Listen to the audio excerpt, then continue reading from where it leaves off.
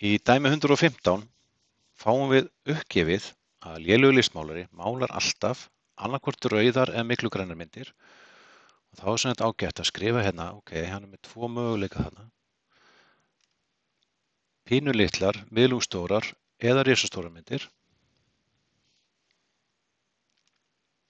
Óhlutbundnar, landslags eða andlitsmyndir. Sem sagt 3 valmöguleikar þarna. Og nota bene, hann er alltaf að fara að gera eitt af þessu í einu, sem sagt, eitt af hverju. Sem sagt, hann er til dæmis að fara að gera rauða, pínulitla, óhlutbundna mynd. Þannig að ef svo er, við erum með sem sagt 3 mismunandi heildarmöguleika hérna, hérna er einn og hérna er einn. Þá myndum við nota margföldunarregluna, af því við erum að fara að velja einn möguleika úr hverri heild hérna. Við myndum að gera svona.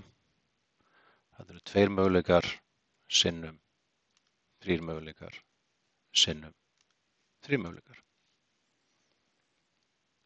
Þá er þessum dæmum lokið.